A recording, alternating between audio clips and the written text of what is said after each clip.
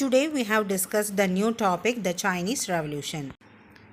In the 20th century, China witnessed a revolution against the foreign rule and monarchy.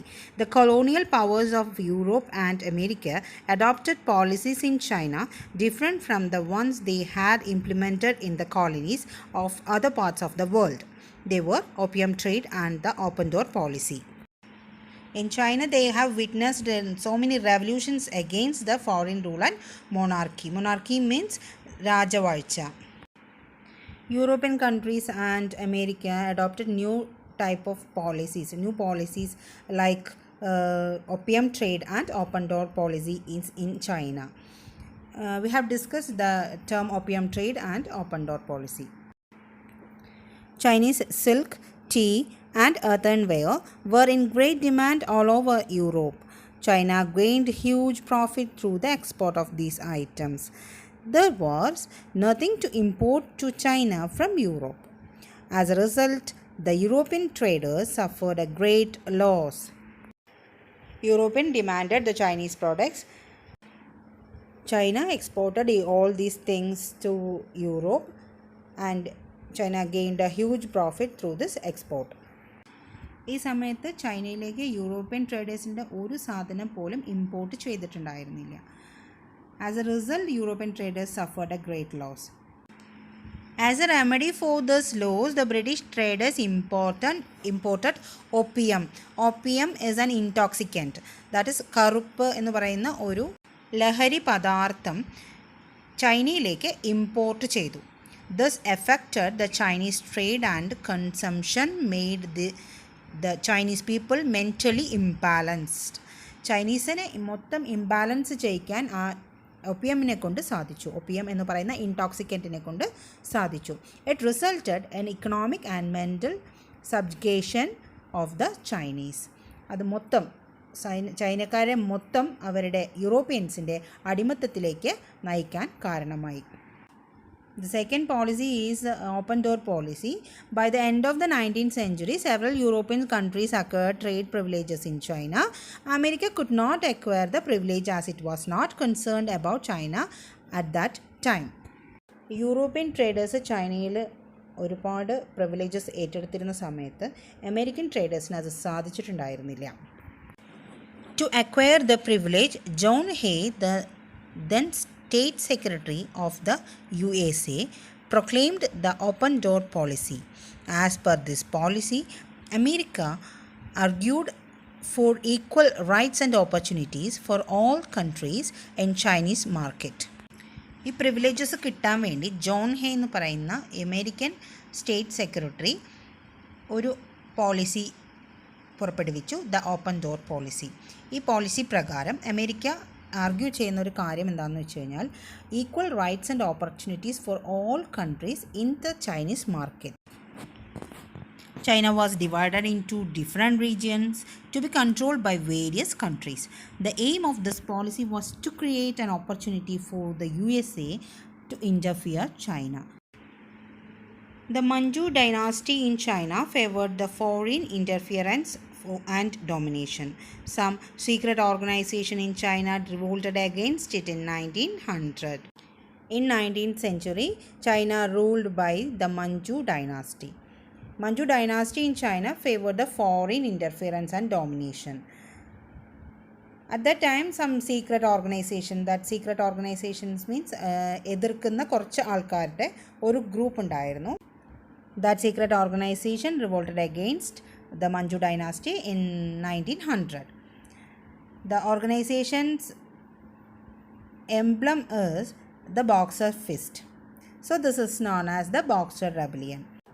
The Boxer Rebellion was failure, but it stimulated the revolutions that came up later. In 1911, another revolution took place under the leadership of Dr. Sun Yat-sen. This entered monarchy in China. ചൈനയിലെ രാജഭരണം sun യാറ്റ് സെന്നിൻ്റെ വരവോടുകൂടി അവസാനിച്ചു. After the revolution, Kuomintang party established a republican government in southern China under the leadership of Sun Yat-sen. Sun യാറ്റ് സെന്നിൻ്റെ നേതൃത്വത്തിൽ ഒരു Kuomintang party അവിടെ എസ്റ്റാബ്ലിഷ് ചെയ്തു. He gave importance to ideologies like nationalism, democracy and socialism. Sun യാറ്റ് സെന്നിൻ്റെ major ideologies എന്ന് പറയുന്നത് നാഷണലിസം, ഡെമോക്രസിയും സോഷ്യലിസവും തന്നെയായിരുന്നു. Now we can check the ideologies of Sun Yat-sen. First one, nationalism, to expel the Manchu dynasty and the imperial powers. Manchu dynasty-യെയും imperial powers-നെയും സാമ്രാജ്യത്വ ശക്തികളെയും അവിടെ നിന്ന് പുറത്താക്കുകയായിരുന്നു first ലക്ഷ്യം.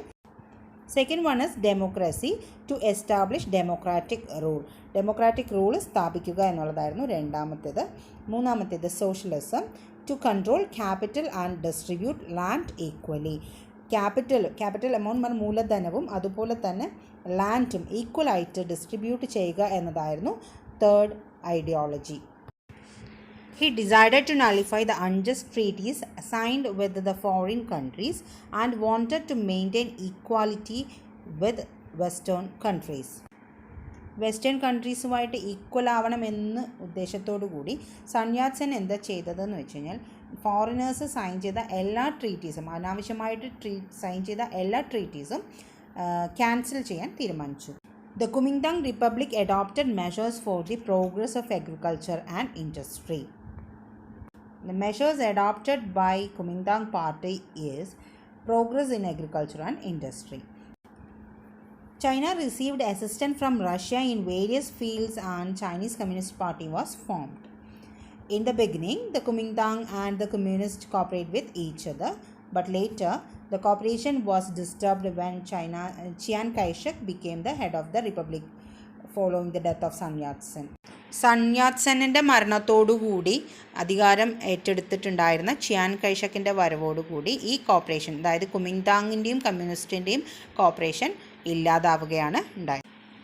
Now we have discussed another topic, Republic becomes popular. Chiang Kai-shek ascertained military autocracy in China. He gave opportunity for foreign powers, including America, to freely interfere in China and did not cooperate with the communists. Chiang Kai-shek is an autocratic ruler. He gave opportunity to foreign powers, including America, to interfere China freely. They are not cooperate with the communists. Coal and iron industries, banking and foreign trade were all controlled by the foreign countries. The communists protested against the policy of Chiang Kai-shek. Banking ഉൾപ്പെടെ മറ്റെല്ലാ ജോലികളും വിദേശ ആൾക്കാരുടെ അടുത്ത് ആയതുകൊണ്ട് തന്നെ communist ഈ പോളിസിയോട്, ചിയാൻ കൈഷക്കിൻ്റെ പോളിസിയോട് എതിർക്കാനായിട്ട് തുടങ്ങി. But they were brutally suppressed. At that time, Mao Zedong rose the leadership of the Communist Party. ആ സമയത്ത് മാവോ സേതുങ് എന്ന് പറയുന്നത് ലീഡറായിട്ടൊരു കമ്മ്യൂണിസ്റ്റ് പാർട്ടി ഫോം ചെയ്തു. In 1934, under the leadership of Mao Zedong, a journey started from Qianxi in South China. The adventurous trip ended at Yan'an in northwestern China. Throughout the journey, they seized out agricultural land and villages from lords and distributed them among the farmers. Mao സേതുങ്ങിൻ്റെ നേതൃത്വത്തിൽ നടന്നിട്ടുള്ള ഈ യാത്രയിൽ ധാരാളം കൃഷി ഭൂമികൾ, ലാൻഡും അതുപോലെ തന്നെ ഗ്രാമങ്ങളും ലോർഡ്സിൽ നിന്ന്, പ്രഭുക്കന്മാരിൽ നിന്ന് പിടിച്ചെടുത്ത് അത് പെസൻസിന്, ഫാമേഴ്സിന് കൊടുക്കുകയാണ് ചെയ്തത്. The journey covered around 12,000 kilometers, so it is known as Long March. Hence, Mao Zedong and Communist Party became the symbol of struggle of the Chinese against foreign power. Chiang Kai-shek had to seek political asylum in Taiwan when the Red Army of Mao Zedong captured the center of Kuomintang rule. China became the People's Republic of China on 1st October 1949 under the leadership of Mao Zedong. Mao സേതുങ്ങിൻ്റെയും കമ്മ്യൂണിസ്റ്റിൻ്റെയും നേതൃത്വത്തിലുള്ള ഈ red army Kuomintang ഭരണത്തിൻ്റെ കേന്ദ്രം കൈയടക്കി. ആ സമയത്ത് ചിയാൻ കൈഷക്ക് തായ്വാനിലേക്ക് പോയി. In 1949 October 1st, China became a republic under the leadership of Mao Zedong. Let's conclude our chapter. We discussed the revolutions carried out by the people in different parts of the world who were deprived of freedom. The ideologies put forward by these revolutions were significant in molding the modern world. The declaration made by the revolutionaries still exists as a record of human progress. It's an activity for you. Compare the revolutions that took place in America, Europe, and Asia and complete the table given in the screen. You have to write the period of revolution, leaders, major aims, ideologies, and major impact. Thank you, my dear children. Thank you for watching.